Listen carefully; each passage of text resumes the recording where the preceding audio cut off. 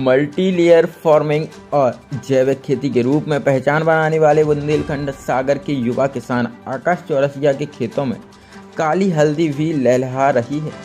वह 1 एकड़ की जगह में 5 लाख तक का मुनाफा कमा रहे हैं। इसका उपयोग एंटी कैंसर औषधि के रूप में भी किया जाता है।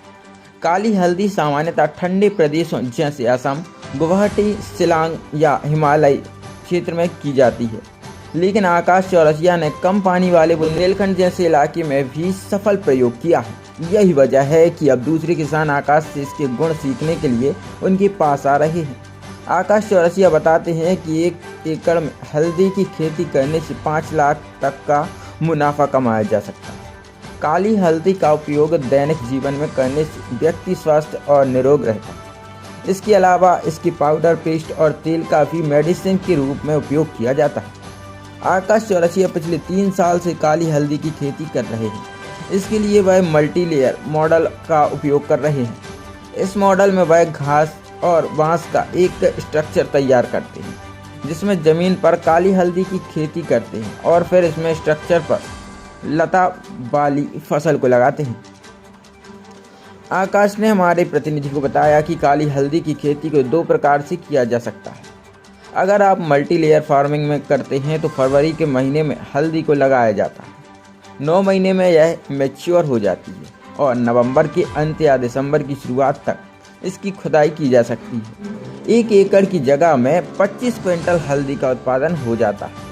वहीं अगर आप खुली जगह में काली हल्दी की खेती करते हैं तो उत्पादन 10 क्विंटल तक रह जाता है।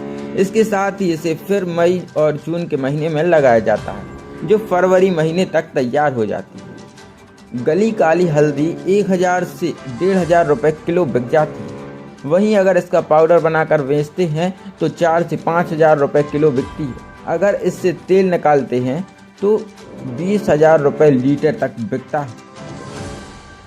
तो काली हल्दी जो है काफ़ी औषधीय गुण वाली है और इसको 1 एकड़ में लगभग 200 से 250 किलो लगा के 20 से 25 कुंटल की उपज आसानी से ली जा सकती है।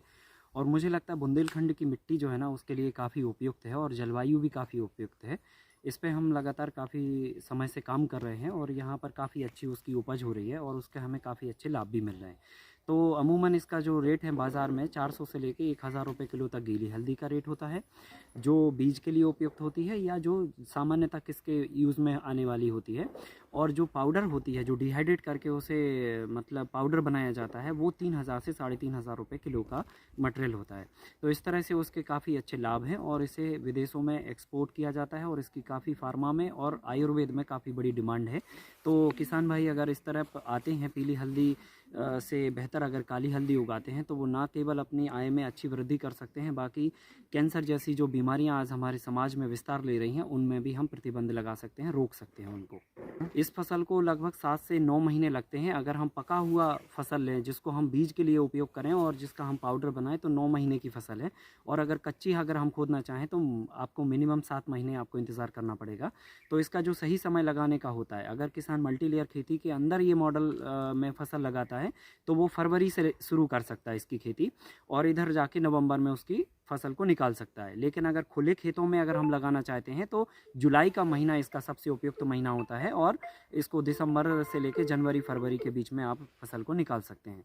तो 9 महीने आप इसको करते हैं और अगर इसका और औषधीय गुण बनाना है, आपको करक्यूमिन अच्छा करना है और अच्छा मेडिसिन प्रॉपर्टी लानी है तो 2 साल तक खेत के अंदर छोड़िए तो वो और भी ज़्यादा औषधीय गुण उसके अंदर हो जाते हैं।